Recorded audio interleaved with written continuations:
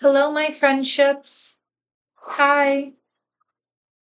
Happy Wednesday. Welcome to another new and live episode of The Salt Circle. I apologize that we're getting started a little later than normally anticipated. I was just experiencing some technical fuckery, but we have since solved it and just, we're here. And that's all that matters. And you're here. And I appreciate that. So, let's get into it, right? So, welcome, like I said, to the Salt Circle. Every Wednesday, because we go live twice a week, Monday and Wednesday, every Wednesday, we, what do we do? What do we do? We manage, right? No, I'm kidding. Every Wednesday we gather here, or I would like to think, right? We come together to navigate the comprehensive muchness of death and dying, which is, a journey that is going to touch all of us, potentially more than once, right? Whether as caregivers, firsthand taking care of the person who's, sick and dying, observers, we just see it. We know someone's sick. We see the progression, we're seeing other people kind of go through, the brunt of actually being affected, but we're still affected, right? Attendees, people who are in the periphery of the caregiver, people who are, witnessing or being a part of this person's, journey into the next stage of life. That doesn't sound right. To not life, whatever the fuck happens, right? Or the individuals who are facing mortality themselves. I mean, there's a lot of ways in which death, dying, and bereavement can affect us. I mean, it doesn't necessarily have to be a human death. It can be, a pet loss. Your childhood fucking dog died, or the animal that you've had for 30 something years, maybe a bird, maybe a turtle, I don't know, finally, dies, and that counts. Or, grief and mourning, understanding loss and transition and the change that comes with that and all the complexities can also occur when someone doesn't die. What if you had a very, very close friend or a sibling and they turned into this terrible, horrible drug addict who is nothing like the person you knew? And you have no relationship, you have no contact, that person basically and functionally, relationship to you wise, is like they're dead, right? You can mourn that relationship, you can mourn the person that you knew or thought you knew, right? Even for non-living situations or things, I had and am still mourning the loss of my grandparents' home. And while it sounds really materialistic and like shallow to care about something like that, it's mourning the possibilities of what could have been used for that home, keeping it in the family, whatever the fuck that is. Business, oh, my grandfather loved me, anything. It could have meant so many things, and you're mourning those ruminations or the possibility of those things occurring. So it could be anything. I mean, we see fucking football teams and baseball teams sometimes. People literally go out into the streets and cry and sob, and they can't go to work. They're in mourning for these expectations, and that's also valid. So this is kind of, a place where I really wanted to make it a safe, judgment-free zone.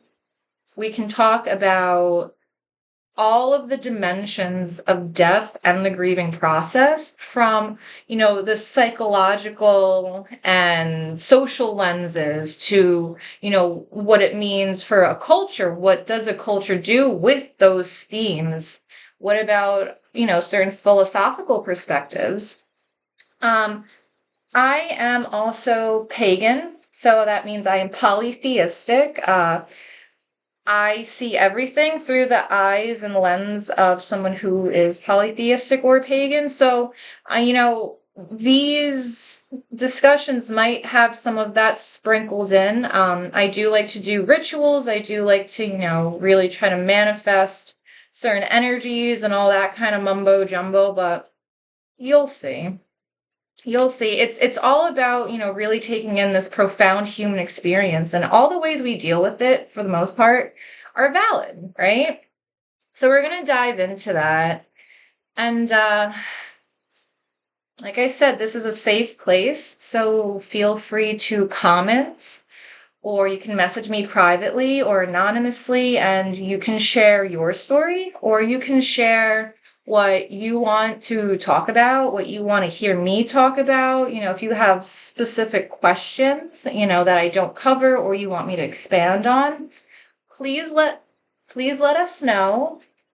We definitely want to be here as a resource and as a source of, camaraderie while you are experiencing death, dying, or bereavement, right?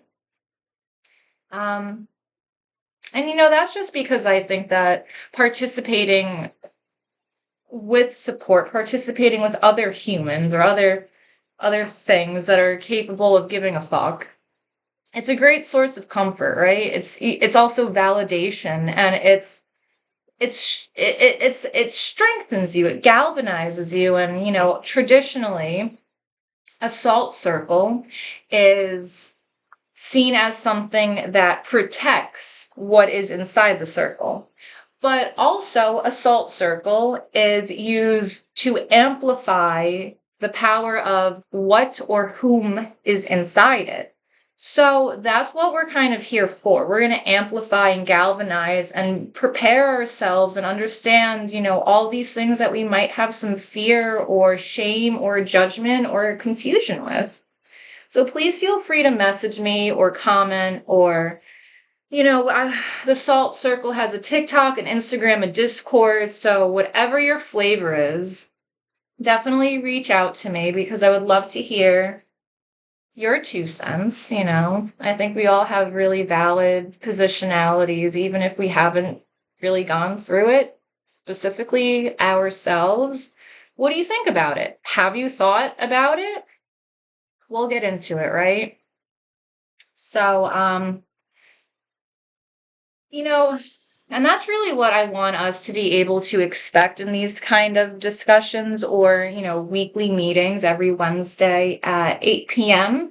But the time might change. So definitely, check into the Discord or into the other forms of social media, or even this one, for a calendar of events that I'm going to try to create and then keep up to date. We will see, but you are, my motivation. So definitely let me know. But anyway, what to expect? So obviously, discussion. We're going to be able to express our emotions without judgment. I don't care if you're mourning a snow globe that you accidentally dropped at school. Lay it out, get it out. I get it. That's valid. That's a valid way to feel.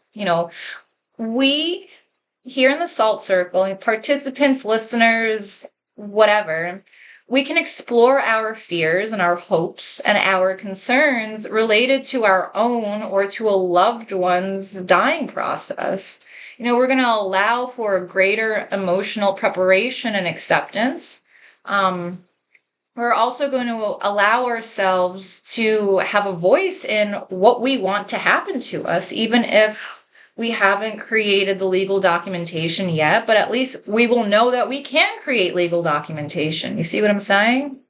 So, I also think that hearing from other people who have faced different situations of death, dying, and bereavement, we can really gain so much perspective and knowledge and compassion. And, that information is it's so juicy. I don't know how else to explain it. Sharing insights, advice, and personal story, we're going to foster a sense of community, and we're really going to be able to support each other. So please, like I said, feel free to comment, definitely be, oh, I'm sweaty. I apologize. It's hot. Oh gosh, I don't even know. It's hot as a hot dog. I don't know. But also we're going to be able to expect, back to the topic, we're going to be able to expect support, while we're fostering this arena of support and of resources. We're going to also hoard and collect coping strategies, different techniques to manage grief, discussions on how to take care of yourself, or maybe even better ways to take care of the other person or your family members, or whoever else is in this situation with you. We'll also be able to go over different ways to commemorate the dead. Talking from personal experience, it's very important, I think, to be able to have a ceremony or some type of something, even if it's by yourself in a bathroom. Who cares? That ceremony is very important, and I definitely want to talk about that at a later episode. So definitely make sure you're subscribed, following, and tuning in, so we could really share all this juicy information, as well as receive encouragement from one another. Like, I want to support you, and if you support me too, I love you forever. But I also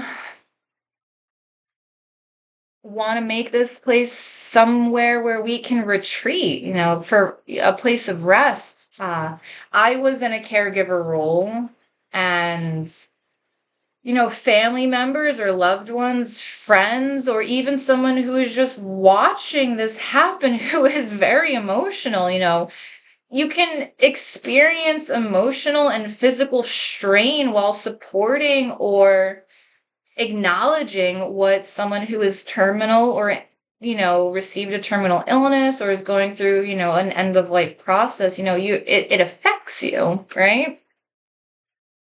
So I really want the salt circle to be a place where we can just come and focus on our own needs. And I know that sounds really fucking selfish when someone is literally dying. And this is probably going to sound so fucking horrible, but hear me out. No judgment. We can be authentic. And this is a place to really just speak on these topics, because no one talks about it, which is insane to me. Your loved one who will die. That cannot be avoided. It might be postponed, but, right? You will still remain. You are their legacy.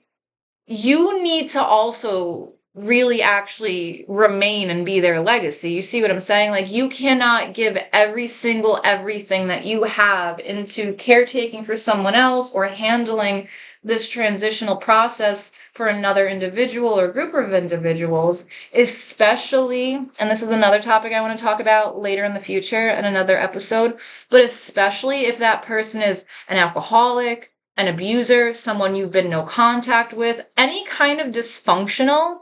Maybe it's a baby daddy who you have nothing, and haven't talked to in 40 fucking years, and all of a sudden he's calling you because he's like, I'm dying and I want to see my kids, who he has never helped out with at all. Right? There's so much.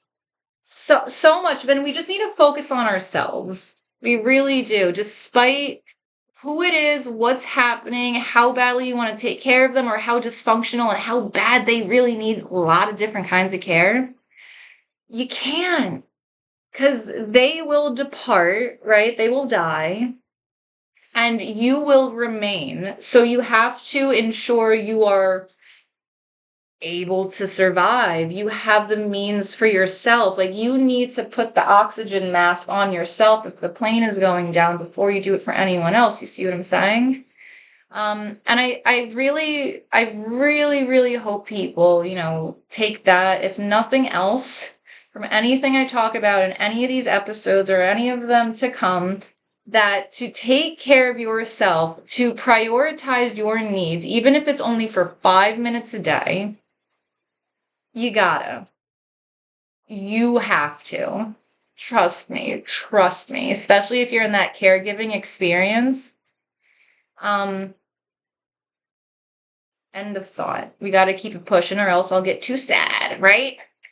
And that brings me to my next point, the planning, the end of life planning, right? So if someone is in a dying, stage of, an end of life stage, or if you're a caretaker or know someone who's a caretaker, or even just for yourself, to cover aspects of navigating what to do in a legal sense. Fuck the psychology, fuck the religion, fuck whatever. What do you mean I can't get XYZ medication? What do you mean that I lose my house if I don't pay Medicaid? What do you mean? Like, there are all these legal situations to consider that no one is going to talk to you about. No one is going to warn you about, and you're going to have no idea what to do when it does happen.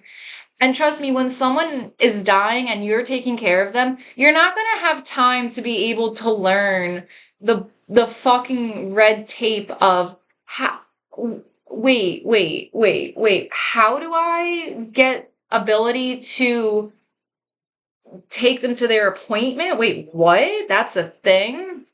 And I went through that. So if I can help anyone from going through that, that's my second big point. The first one was really providing a place where we can focus on our own needs.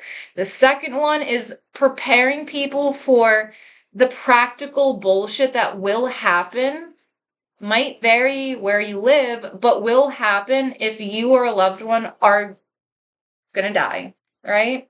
And, I don't mean to offend anyone when I say death, dying, or, put it bluntly, they're going to die, I'm going to die, whoever's dying or is dead.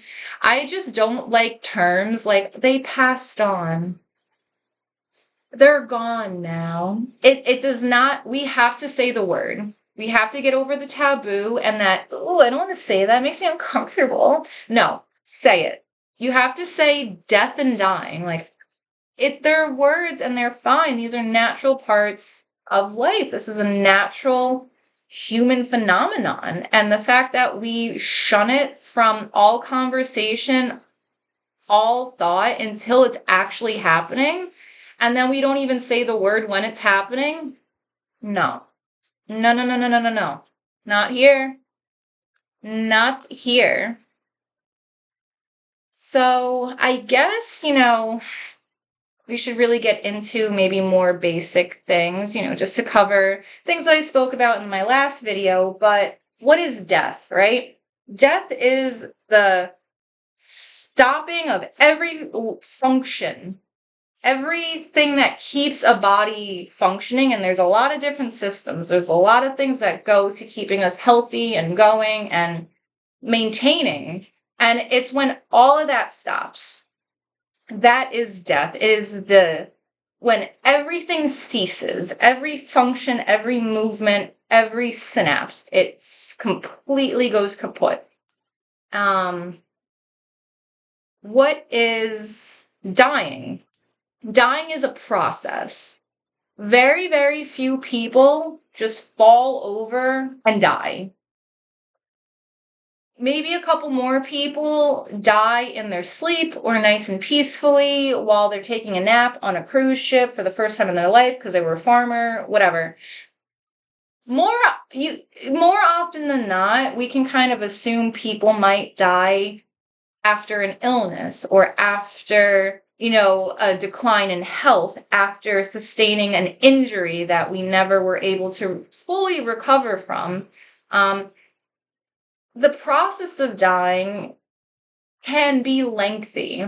You can not seem like you're ill. You can have no symptoms for years before you actually decline, but you are still in that dying process. That terminal illness kind of seals, in a way, how you are expected to reach your natural end, right? And some people, we don't even know that. Some people die in accidents. Car accidents will obliterate people to puddles of meat, and there's nothing you can do, You get struck by lightning, get attacked by wolves, you get murdered, whatever, abducted by aliens. So to know that you're going to pass away seems almost better because you can prepare for it, right? But in that same thought, I mean, we're all going to die. We should all be preparing for it and keeping in mind, well, how do I want to go? What if I'm not able to make decisions for myself? Like, what if I get into a motocross accident and I'm unconscious, and does anyone know if I want to be left in a vegetative state? Do I want to be cryogenically frozen until future treatments are available if I have some kind of illness? There's no wrong answer. And I feel like sometimes maybe we feel, based on societal expectations, socioeconomic status, or even religious expectations, what we should do when we die. I have to get buried because my grandfather was buried. Or you have to get cremated because that's the cheapest fucking option, and we live in America and it's a hellscape, right? Whatever the case may be, it's important to talk about. And, I will die at some point. Who knows how? I don't have a diagnosis of anything, so it's honestly fair game, but I could be sick, festering and harboring some malicious ailment that I have no idea about, and all of a sudden it's just going to erupt like Mount Vesuvius, and there'll be nothing I can do because it was untreated for. Who knows, right? We don't know, but we pretend like it's not going to happen. When it does happen, I'll be asleep. I'll die fucking or something, right? And hopefully, I mean, I would love that for us to each die the way we want, but it's important to prepare for everything, right? I mean, people diversify their bonds, they make sure their banks are all balanced and their checkbooks are budgeted or whatever. I don't fucking know. But we don't wonder about, what can we do for the end of our life? I want to die with dignity. How can I ensure that? And there's a lot of ways we can ensure that. So one way, and this is while you're alive, you don't have to worry. You can actually do it now, and you might see commercials and, yeah, I'm not buying life insurance. You don't have to do that. So a living will. What is a living will? A living will is different from a healthcare proxy. So they are both legal documents that will help you, just a regular person. You don't have to be sick. You don't have to anticipate you're going to get into a fucking boating accident. Nothing, right? But, they're both legal documents in the event that a medical decision needs to be made and you are unable to make that decision. So, do you want to be resuscitated? Do you want an experimental drug that contains stem cells? Do you want to be kept alive but you have no limbs? Or do you want to, whatever the flavor may be, let's try to not be morbid, but let's be realistic, right? It's a way to protect yourself. You could almost see it as a document that will seal how people will treat you and take care of you. It's really good accountability, and it's legally protecting you, right? It's legally binding. Fun side note, if you have on that to do not resuscitate, but they resuscitate you, bam, you get $1 million in malpractice and all this other stuff. So, whatever. Food for thought. Anyway, a living will. What is a living will? So, a living will is known as an advanced directive, right?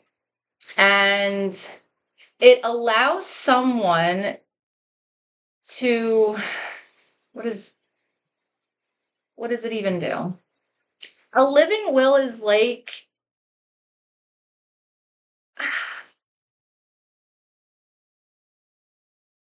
you know how when you do die and you have a will, and a will tells a lawyer or the state what you want to happen after you're dead, right? A living will is the same fucking document. It tells the state, the doctors, the lawyers, it tells everyone what you want to happen if you are about to die. So they're kind of the same, right? Kind of the same, but a living will is more specified instead of, assets and funds to medications, treatments. Where do you want to get treatment? If you are injured and sick in San Francisco, do you want to die in New York? Write that shit in there, right? It's going to specify what to happen if you can't communicate it yourself. Like I said, it's going to be medical interventions or treatments.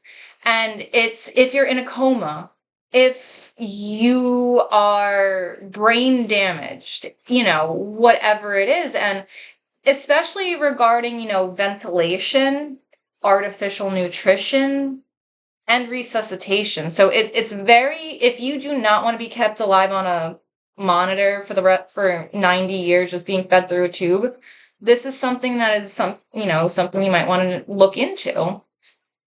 And it's specifically to guide the people that are in charge, the professionals, for what to do, and it's also going to protect you in case you want to not be resuscitated and you want your organs donated, but your Christian mother says, absolutely not. My 52-year-old son is not donating his organs because I don't want it, because her beliefs, she thinks it's too morbid. She wants you buried intact, her own preferences, whatever.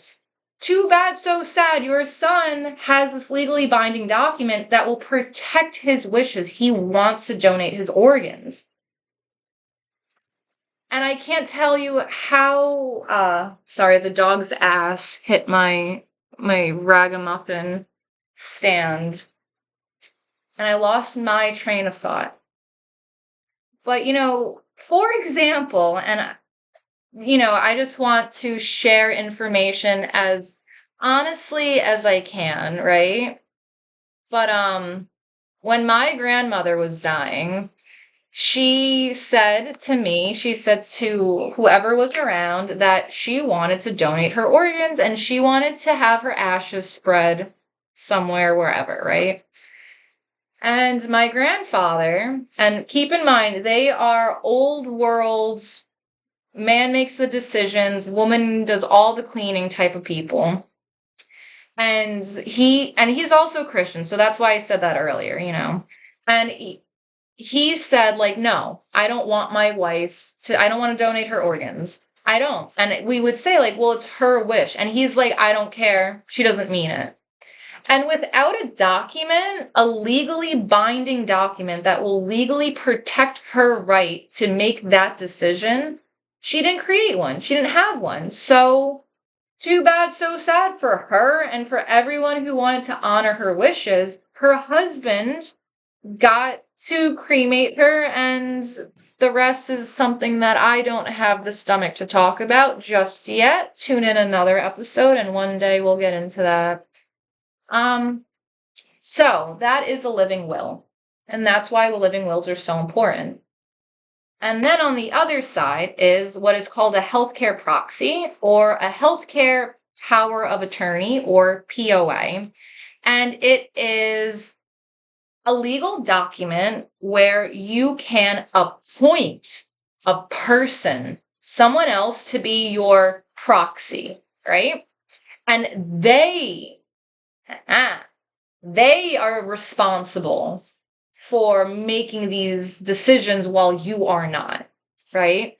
So a healthcare proxy, which is also sometimes called an agent, if you become someone's healthcare proxy, if you become the appointed, you become an agent for that individual, right? And you are authorized to make medical decisions, including treatment or, choices not specifically directed like you would see in a living will, but, he doesn't want cotton sheets. I know my friend, he wants linen. Whatever. You can advocate that, and you have to be fucking listened to, because the person who is incapacitated, who cannot speak for themselves or advocate for themselves, has appointed you, and that is a legally protected position. So if you're married and you know that, you have some illness that is going to incapacitate you or make you not able to advocate for yourself, like dementia, right? Early onset dementia is a thing. You might appoint your husband to be your healthcare proxy and say, like, hey, I know you love me. You're going to do whatever I want for my last wishes. Whatever that might be, we'll talk about it as we talk about it. I don't want to make a formal document that I have, will be the documents, because I don't even know what I want, but I'll give you that ability to control what happens because you know me, right?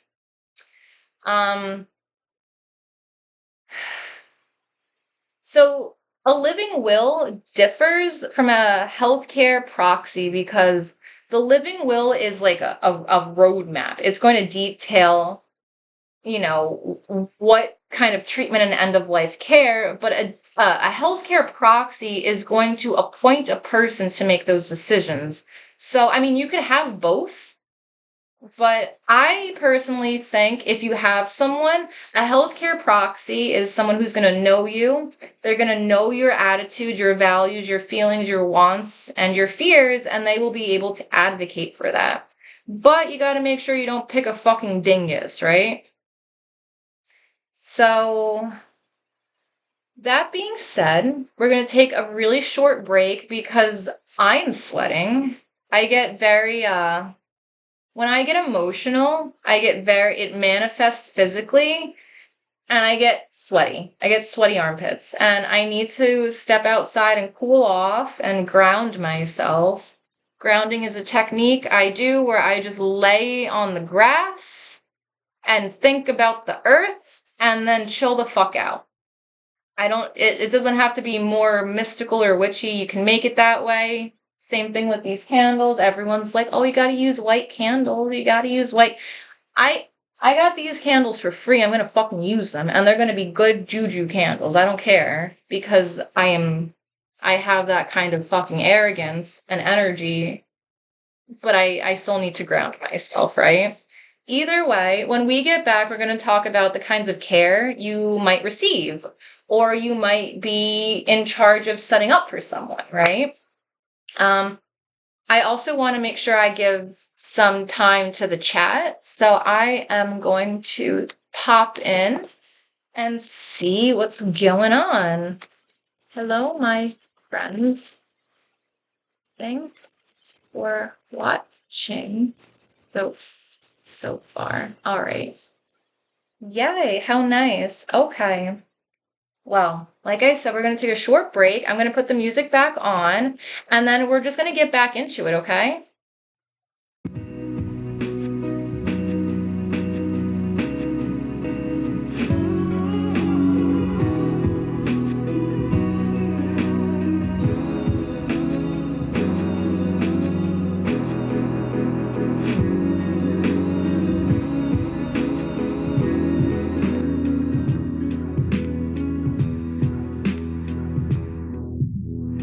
Breathe, right?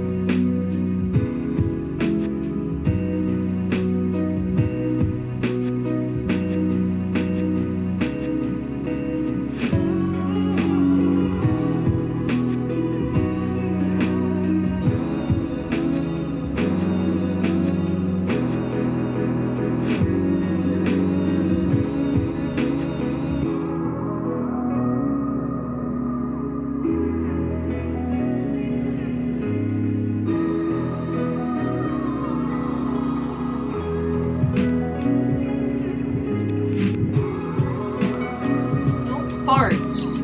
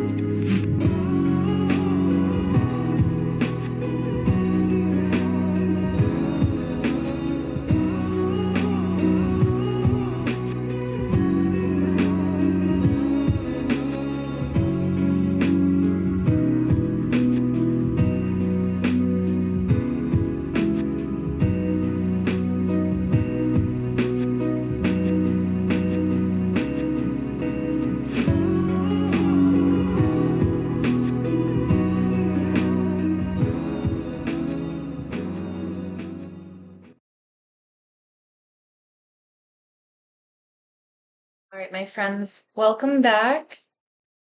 At least I'm back, sorry. Let's get back into, our discussion. I don't check the comments. I appreciate everyone for commenting. Definitely keeps it fun and exciting when you interact. No one has any questions or concerns as of right now, but if that changes, please feel free to let me know what they are, or if you want to share your story.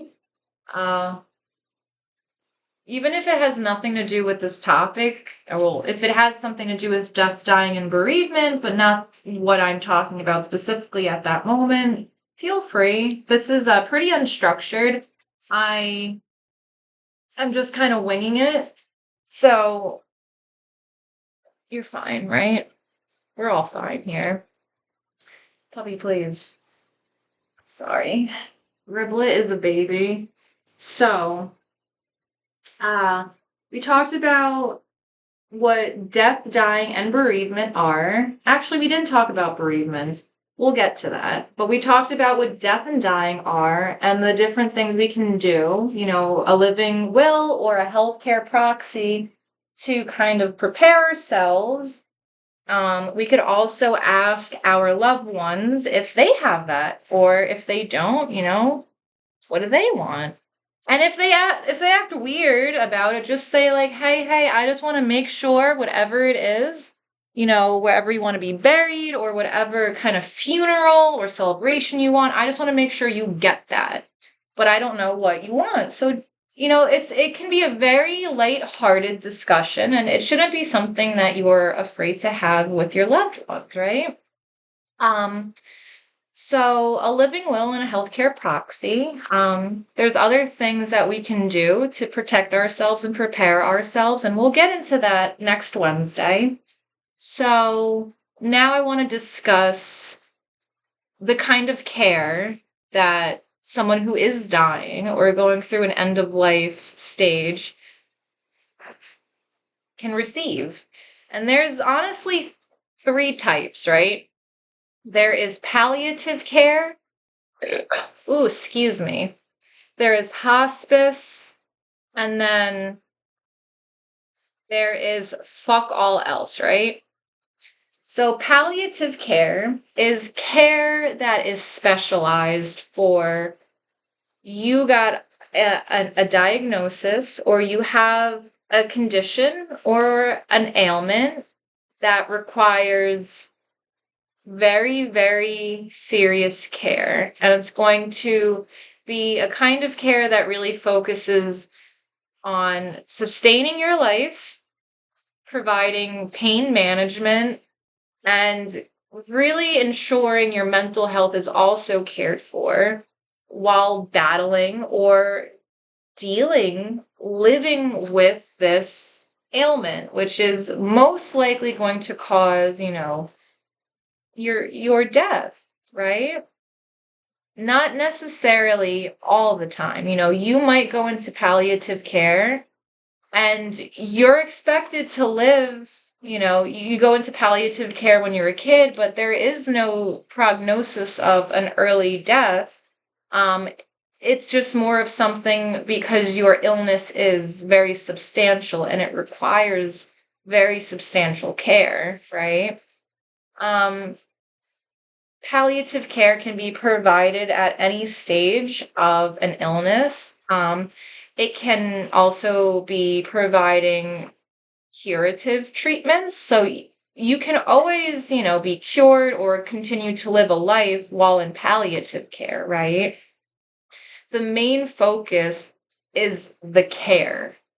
And they try to encompass, like, your spiritual needs as well. A lot of palliative care centers or facilities, they'll have chapels or different places of worship inside. They will do what they can to provide, spiritual support. It might be limited because again, their focus is on the care, the medical care. And the goal isn't necessarily to bring some kind of spiritual ease or oneness with the universe. Their goal is to provide a quality of life for the patient and the family by addressing those physical problems, therefore the emotional problems, therefore the social problems, and therefore the spiritual, needs. I shouldn't say problems, I should say needs for all of those. Palliative care is going to be handled by doctors, nurses, other specialists who work in the medical field or in the field that the patient is needing care in. On the flip side, hospice is a type of palliative care, but it is specifically for the patients who are terminally ill and have a life expectancy of 6 months or less. So it is when the dying process is coming to its final stages. Like I said, death isn't, dying isn't going to be something where you just fall over and that's it, you're dead. It's going to, gradually stop all functions. And hospice is where a lot of patients will go for when you're anticipating those functions to really be shutting down in a profound way that is not compatible with life, especially life independently.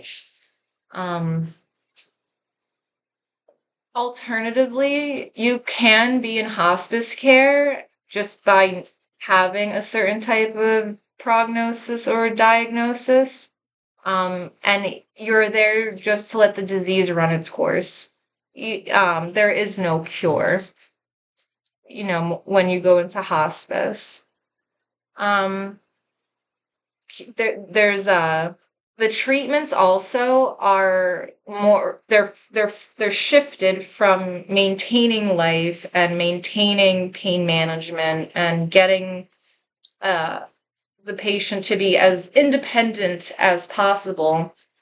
Now in hospice, the concern and the focus has completely shifted to comfort.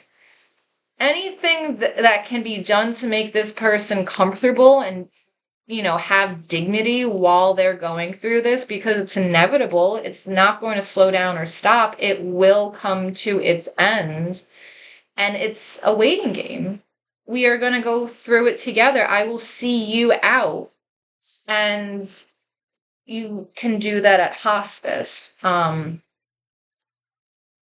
It's really about, like I said, providing comfort and dignity. So, a lot of people talk shit about facilities and nursing homes, but the alternative of staying home, we'll get into that later, right?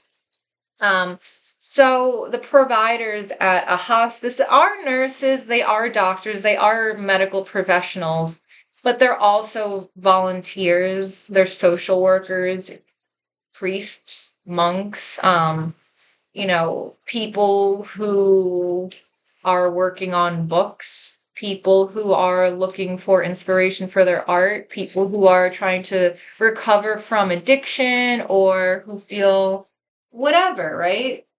anyone can really get access to hospice care, but palliative care is more sterilized, especially if your immune system is compromised. Um, so that is kind of the basics of death, dying, and now for the bereavement part. So bereavement, some people interchange bereavement and grief, and that's not technically wrong. Bereavement is also a process, or it's a lotus of behaviors and experiences. To say you're grieving is to say that, you've lost someone and you are sad and you are mourning that loss, right? You're going through the grieving process, right? To be bereaved is to be married to someone for 69 years, and she did all the cooking, all the cleaning. You didn't even go to school. You don't have an education. You don't even know how to write your address on an envelope. She did all of that because she was educated, right? What do you do? Bereavement is the the more encompassing. So if you think of grief as the core, bereavement is the cultural, the social, the metaphysical or philosophical or political aspects of the grieving process. So grieving is very personal. It is how you feel, it's how you're affected, right? On an emotional and personal level, that personal relationship, that interpersonal dynamic. Bereavement is, well, the house was in their name and they owed on the house and they had credit card debt. So now the bank is coming for this house. Where do I go?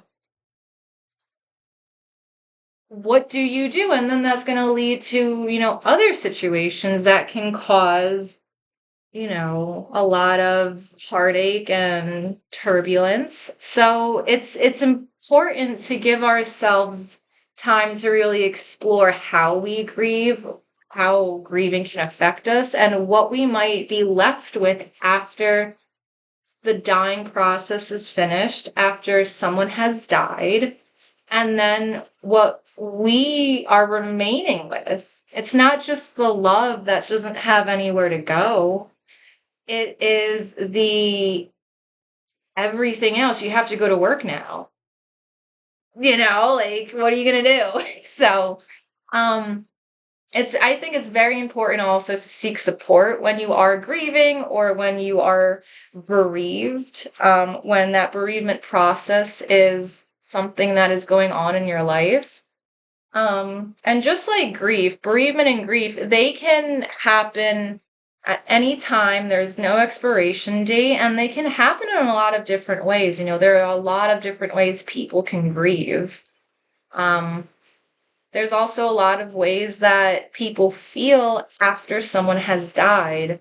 And again, no judgments. We're going to be able to explore all the different ways we can feel and all the different things that might happen. And I definitely want to speak from experience. So if you want to speak from experience, that would be very appreciated.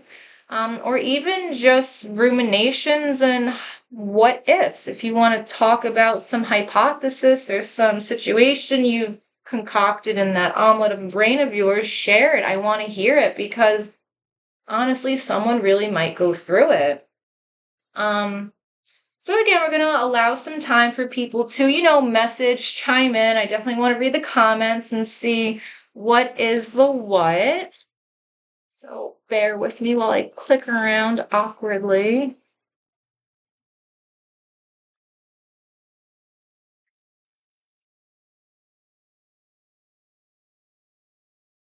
Oh, that's why. Oh, you gotta be kidding me. Whatever. Oh, someone asked about my video game streams. It's cute. Oh, like I said, I get all sorts of emotional, and my emotions manifest physically to fuck me up. So I'm gonna just throw myself on the grass again to ground. But I will leave you with the music, okay? And then we will just talk about what we're going through. I know I'm grieving. I know that I'm grieving in a lot of different ways. And I kind of want to share that because I feel like a lot of people can relate. And it's not it's not something that people talk about. And I really truly want to break that taboo. Um, there should be no taboos, especially with, social media and computer mediated communication and globalization and Google Translate. We are all capable of communicating with each other. Why don't we just talk about it? And I want to talk about it here, but we're going to go again, take a really quick break, let ourselves stretch, let people, type if they want to. And I definitely want to respond to more of these comments if there are any. So definitely drop me a comment. Definitely tell me what you think. But let me put this music back on.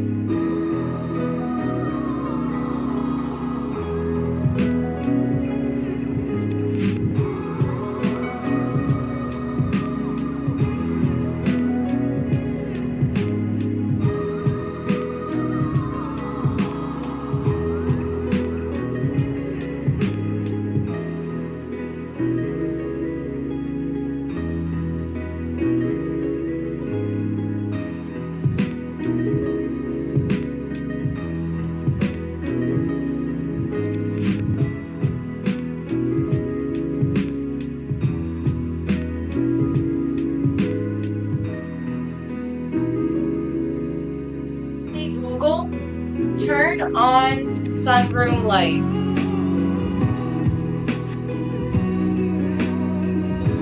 Turning two lights on. Thank you. Don't worry, I'm here to help. I appreciate it, Google.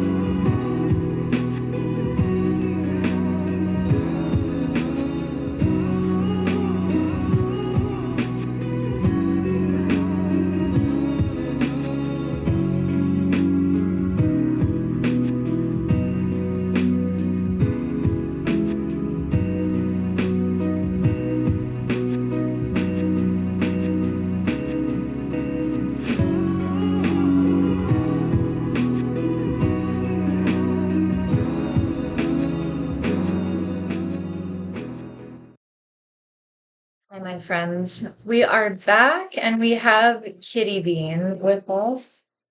He's doing kitty things. I appreciate everyone who has tuned in for this very long uh live new episode. Uh I guess I have a lot of death, dying, and bereavement unpacking of my own to do, so that's why I kind of ramble for this podcast as opposed to the one that happens on Mondays. But I feel like this upcoming Monday's podcast, episode, stream, whatever, will be pretty long just because last week's I messed up so badly. Don't even watch it. It's so bad. Um, so I definitely wanted to kind of, now that we spoke about, the basics, the 101, and, how complex that it can get. I kind of really want to talk about, our own experiences with death, dying, and going through the grief process. Some people also, please keep in mind, some people really just aren't that emotional, or they don't feel things as uh recurring or severely as others. That's not to say that they don't feel bad, they're not sad, they're not going through their own mourning process, but it shouldn't be, oh, if you're not crying and lighting candles, like, do you even care? That shouldn't, don't feel that way if you don't also have the same reactions to some people who are giving their 2 cents or their feedback into death, dying, or bereavement. Again, no judgments, no shame. Let my dog come hang out because he's baby.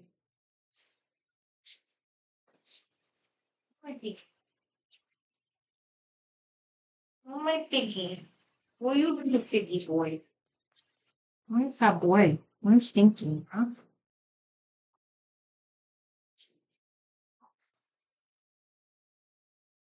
Um, so like I said earlier, there's a lot of different types of grief that we can experience, and we can mourn different types of people or expectations. Um, we can also not be prepared if someone is dying or does die, and we might be ashamed of how we react. Stop backing your butt up. We might be, upset with how we reacted or didn't react or what we did or didn't do. I mean, we have to also grieve for what we didn't know and allow ourselves to experience that without shame, especially because it is a taboo topic and it's not something we talk about. I mean, I was born in 1992, and throughout my 4 years of high school, I had to do home economics where I had to learn how to sew and bake. And I watched a home video, Miss Ellis from Millbrook, New York, her fucking class in that high school. Miss Ellis made us watch a home video of her giving birth to like her oldest daughter. And it's like that was, I don't know how that was okay for her to show, but like we seen it. We saw it. But we did not discuss death or dying or grief. I mean, that's weird, right? That's fucking weird. I don't think home ec or shop class are a thing in American schools anymore, at least not like anywhere that I can think of, maybe in like the middle of nowhere. But death, dying, and, overall mental health and self soothing type of instrumentation should be taught to kids, I think. But, the fact that it's not, I think, really feeds into different fears and insecurities, and that's what makes it so taboo. We don't want to talk about what makes us uncomfortable, and we don't want to think about death and what we don't know about it and how uncertain it is. Everything, the red tape, the bureaucracy, how our family's going to take it, how it's going to happen. We kind of all assume the same thing, that It's not going to happen, or it'll happen in a very particular way. And to be honest, we're probably not living that kind of life to die at 99 in bed, asleep, nice and comfortable. Like, come on, let's be real. At least I know I won't. I'll probably die in like an explosion. Knock on wood. Fuck that. But let's get into it a little bit more. I feel like when talking about these kind of topics, it's one thing to just talk about it like from a studious perspective, like I was like writing a fucking essay or something, but I think we really have to get into why I'm doing this for anyone to really like take me or this seriously. And the salt circle is something that I want people to really find that rest and that resource in. Like I said way earlier, I want us to be able to focus on our fucking selves as well as to be prepared and to find support. So I'll start with myself, nice little introduction into me. And I apologize in advance, total disclaimer. I might start sobbing uncontrollably. We don't know. And it's fine. And if you start crying too, it's fine, right? Like, we can just be human. We could just be fucking meat bodies on this material plane. Like, who cares? It's fine. We're talking to each other through a computer. It's the future. Anyway, so I got into death, dying, and bereavement. I took a class about it when I was going to SUNY Brooklyn College in New York when I was like 19. And I took a couple of classes with this one professor who I don't remember his name, and I'm so sorry, but I remember what he looks like to a T. And the way he spoke was so gentle. I've never heard someone with such a genuine em- empathy. Like, if he is definitely probably an emotional vampire, like an energy vampire. I don't care. This man was fucking incredible. Like, he was so incredibly smart and passionate, and like just him got me interested in the sociological and psychological and physiological aspects of what seemed to be entirely metaphysical and philosophical death, like this giant unknown, this big abyss at the end of life. Poor kids that are, on the St. Jude commercials dying of cancer. That is so removed from me. I don't think about it at all. I watch horror movies and I like gore because I thought I was like goth and like really edgy when I was younger. But to actually talk about death and dying was so much different than seeing a picture of a war zone on Tumblr circa 2010 or whatever. 2011. I don't even fucking know. I'm bad at math, right? You do it. And so that kind of evolved into me wanting to get into medical ethics. We had this one textbook that I still have. It's called Moral Philosophies by a father and a son duo, and their last name is Rachel's. Don't ask me anything else. I don't remember it, but if I saw the book, I would remember, right? And in that book, it really kind of chops down into bite-sized pieces death, dying, and grief, and all of the fucked up ways the law can come in and create these ethical considerations or these legal battles. And, baby Teresa was one that stuck out to me. There was this baby that was born and it didn't have a skull, it didn't have a brain, it didn't have a face. It was literally a body and then like a nub. And that is not, you can't go to work like that. Like, you can't grow up without a fucking, like, basically automatically decapitated in utero from natural causes. That's the way the cell's formulated. It's completely up to nature or the powers that be. We don't fucking know. We're just little meat bods running around on weird chemical electricity, not knowing the fuck about anything. We don't know. She got pregnant. the life was not sustainable. For just very medically, very early on, they knew, the doctors through sonograms and through different scans, that this was a condition that was not compatible with life, right? Again, no head, no face, no skull, no brain. It was literally a body with a nub. And the baby was born, they got the baby out of the mother. It was born, it came out, right? However, what do you do then?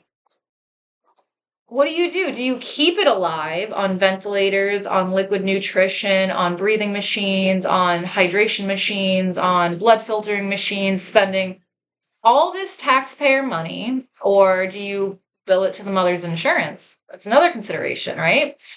But do you keep baby Teresa alive, or do you just let her die naturally? As she came out, you do no life-saving procedures, no life-sustaining procedures. You just allow nature to take its course for the newborn to die naturally as it would, any other generation, any other century, decade situation, it would just naturally, that's what would happen. And it's no one's fault. These things happen with biology and nature. It's just one of those things, right? So there was this giant legal battle, this huge, gripping the nation. What do we do with baby Teresa? Keep her alive, which they tried, they did, but how do you ensure that this individual, right? And we can go into the definition of an individual at a later stream. But this person, this individual, this living thing that you're keeping alive, we are physically forcing it to be alive despite the nature of its condition. How can we ensure, because remember, it doesn't have a skull, no brain, no face, nothing. How do we ensure that it is not in pain? Right? We could be keeping someone alive in agony. They might not want it, but we're forcing this onto them. How do we know that that's what they want? And it is in their best interest. We're not causing pain. We're doing more good. We'll be able to ensure, more possibilities for healing or adaptation with this illness the longer we force you to go through this. But that's not the case with a baby Teresa with no fucking brain, right? It really isn't. So that's really what got me into the study of death, dying, and bereavement, which is called thanatology. I wanted to be a thanatologist. I wanted to go to school for that, but America and college, like, come on. For thanatology, please. We don't even talk about death or dying or grief. So that's what got me into this field. And then later in my life, almost like 10 years later, I had not my first experience with death or dying, but my first experience as a caretaker. And that really affected me way more than I thought it was going to. And I think it was specifically because at that point in my life, I was very aware of codependency, right? I was very aware of the dysfunction that was my grandparents' house, their lifestyle, my father who lived with them. To really go into that situation, trying to, be, not a party girl, not just getting fucked up on alcohol 24/7 to cope, really just trying to show up and go to work and then maintain a relationship and take care of everything while it was I referred to it as la la land. Like, my grandparents' house was literally in a different dimension and nothing made sense, right? Nothing. And it was that way my entire life. So to come back to it, kind of expecting that the news that grandma was dying and she had 4 weeks to live and wanted to die at home in the living room like her sisters. Grandma was like one of 9, and like 4 of her sisters died basically at their home, and the other sisters came and took care of them. But now grandma's like 80 and all of her other sisters are fucking dead except for 2, and like they're across the country and they're even older. So sorry, I went into thought, and now I'm miles away. I'm back in New York. Um, so that's what grandma wanted, right? And I really went into that situation kind of, I'll just do it. I'll just fucking handle it. I'll take care of grandma. And I almost expected, and a very close relative to me said as well, she said that, she really thought that a diagnosis or something like this, like one of the his parents dying, would snap him out of his addiction, or it would just make him a fucking human again, because my father's addiction is to a point where it is incurable, and he is not a person anymore. He is just someone who needs to feed an addiction. There is no hobbies, no personality, no ability to maintain relationships or interact meaningfully or understand how he's interacting and coming across. You can't even, he's been an addict since he was like 13. Like there was no, and for someone to really think that he would just snap out of it and become someone that we needed in the family, I don't know why I bought into it too. I really don't, but I did. And it was fucked because there were many moments where I just didn't believe what the fuck was happening around me, that I regret my inaction. And I realized I was just in shock, because it was La La Land. It was a totally irrational, insane place dealing with people who were either addicted to substances or enabling an addict for over 40 years. I'm not even shitting you. I'm not even shitting you. Like to step into that and kind of expect like, oh, maybe it'll change. It's not going to fucking change. And then to think, let me cut back on alcohol. Why? Of all the times in my life, why then? That's when you should have been drinking more, if anything, like fuck it. Like let's be real. Especially to deal with that, I had no other way to cope. I had no support. I had that relative, right? We spoke on the phone, but to actually have someone in the house helping me bathe my grandma while she's on her deathbed in the living room, and then hear my grandfather say, like, I want you to get your grandma's stuff out of my bedroom because I don't want to look at it anymore. And he says that in earshot of grandma who's dying in the living room, and it's just like, what even is this? Like, to have someone actually there to help did not happen until right before the end. And I'll get into that at a later episode, because it's been 2 or 3 years since grandma died, and a year less than that since grandpa died.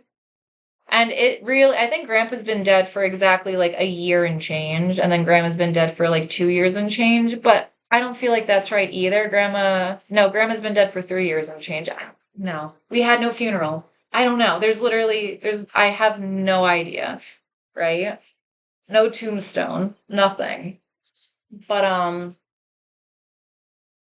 to navigate that alone, and then to do for the first time with zero resources, zero preparation, in an environment that is so dysfunctional. Like, my father was stealing my grandma's pain medicine and the hospice nurse, because if you are in, end of life care, the state will give you a hospice nurse like once or twice a week. And they will help you. Don't think that once or twice isn't a lot, because anything at that point really is. And I ended up losing my job. I quit another job. My boyfriend and we broke up. It was a really bad breakup. He lived 20 minutes away but refused to come and emotionally support me. He didn't care. He absolutely didn't care. And then he looked at me and he's like, "Well, if you're so sad and so like traumatized or whatever about it, like you think you'd be making better art." And it's like, I can't. I'm still fucked up that someone would say that to me during all that. But the level of dysfunction, and to feel like I had no one to really like support me supporting grandma. And I was in my I was 29, 30, 28. It was hard. I was still, I was young ish. Oh man. So I definitely understand how important it is to have resources and to know what you're getting into and to have someone that you can be like, how the fuck do I pick up someone from a bed who shit themselves who is 3 times my weight? I had no idea when I needed to do it, but of course the fucking internet algorithm is as it is, and like a year after everyone died, I was getting tons of content of caretaking gold. And I can't tell you how pissed I was. I can't even explain it. Um, and then, I have a lot of ruminations or spirals, fucking immense paralyzing thoughts that I have about, well, my father's a drug addict, the house is getting sold, everyone's dead, everyone hates my dad, who can hate him, right? I'm his daughter. He's gonna either die under a bridge from a drug overdose, or he's gonna get like stabbed at like a drug deal or a robbery, or he's gonna go to prison, and who the fuck knows? And, it's honestly probably not gonna end well. And I don't know if it makes me angry thinking, oh no, think it will end well. Like, I don't know if I'm that human to. I'll get into that at another stream when we talk more in depth about, those darker thoughts. But I might very well get a call or be in a position where, my father is dying, he wants to talk to me, or he's really in a bad way and is trying to sober up and is homeless and destitute and needs help, or he's going to die. What do I do? And it would be a disservice for me not to think about that, especially when, this dynamic, this person is so dysfunctional and toxic, and the lifestyle he's chosen and the circumstances that we share or inflicted on one another. Is it something that will be absolvable when he is dying? And, do people like that really deserve absolution or forgiveness or contact? Having someone like a hospice nurse contact you for someone who you are no contact with or don't care for is, possibility, especially as our lives go on and we meet more people and things get more complex. Um, Alternatively, I'll let you in on a fucking secret, and I know it's insane because a relative kind of like was like, "Honey, what the fuck?" And I think about it. I was thinking about it in the car today when I was driving from work, and the whole reason I functionally have not had a relationship with my mother since I was like 13. We have not ever had a relationship even before that. And the only reason while being basically non-contact, I don't speak to her, and whenever we do speak, it's never good. We have no relationship whatsoever. She has been completely absent from my life, more or less. I won't block her number. I won't. And I don't know why. I do know why. You know why? Because in my head, in this fucking omelet, I really think, well, my mom is probably going to kill herself. So when she does and the police come and they find her phone and they see like my name or whatever, they'll call me and let me know. And then that will be closure. That will mean something. That will maybe it'll delineate or mark some learn lesson. What? It makes no sense. But it's almost like I am keeping a pathway open just to make myself sick, It's weird. Hi Kitty.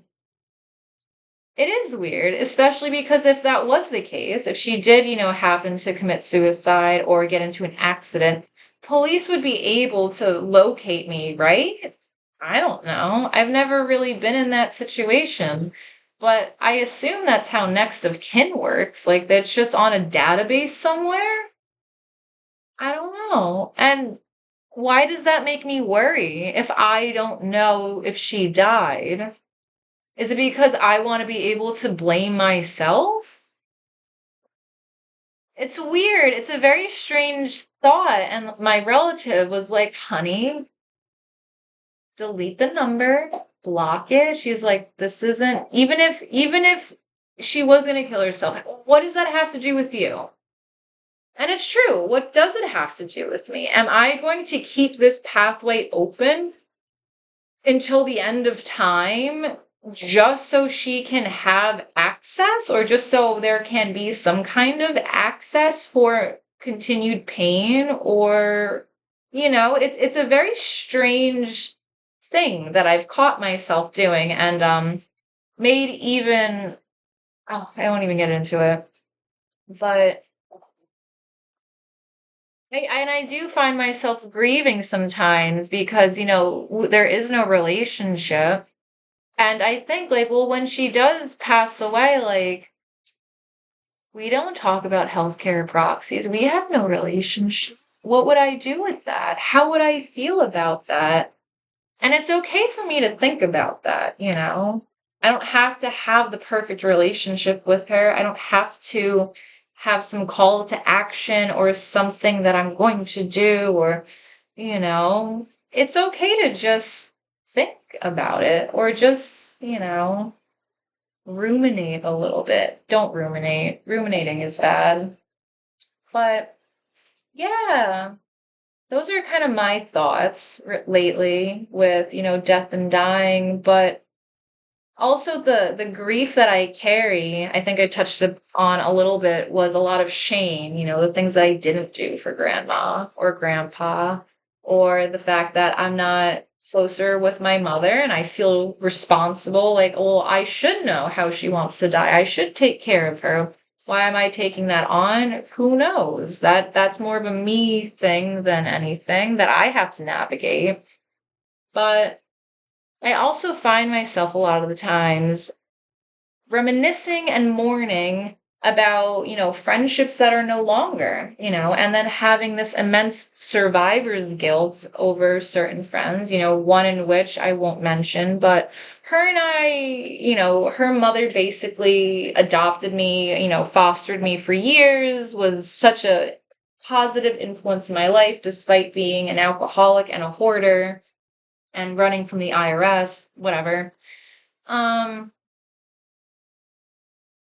And the daughter, my best friend, we were like almost the same age, had the same eyeglass prescription, had the same titty size, used the same face scrub.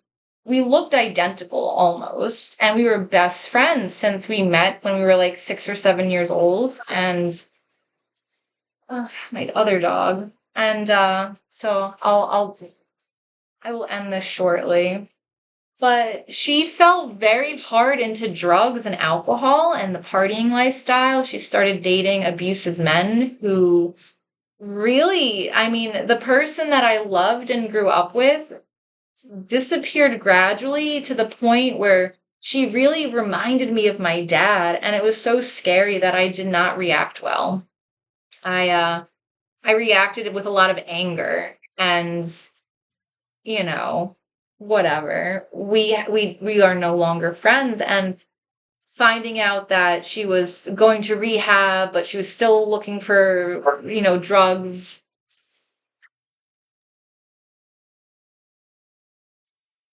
Come on, Buddha. Come on.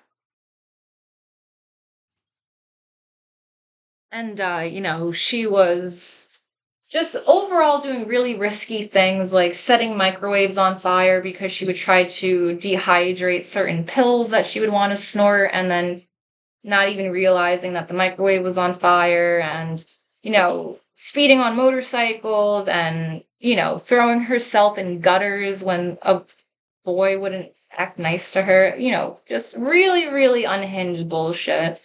And I can really feel guilty sometimes that I didn't react how I would react now, 10 fucking years later. I have to give myself the ability to grieve what I didn't know, and give myself the ability to grieve and, allow who I was to exist. Like, I was not capable. I was equally a wounded person. I was young, was not equipped like a fucking psychologist or any kind of social worker. It was very scary to see my friend fall into basically like being a crack whore. Like, it was insane. She used to be afraid to curse, and she like was the sweetest thing ever, and then all of a sudden she started smoking cigarettes and letting like boys finger her butthole in seedy bars, and it's like, what even is happening? Very like, and she would put me and her other friends like in lots of danger, and it just became, very unacceptable. And the fact that I almost feel like, growing up, she was prettier than me, smarter than me, more popular, more athletic. I should have been the drug addict. We were both heavy partiers when we were like 19. The fact that she really fell into drug use and, giving into negative thoughts and bad coping habits. And I just was too, I don't know, I was too stupid. I just didn't fucking really think it was an option to like snort opanas. I don't know. I'd rather just play video games and like be depressed and autistic. Like, fuck it. I don't know. It's cheaper, right? I don't have money like that.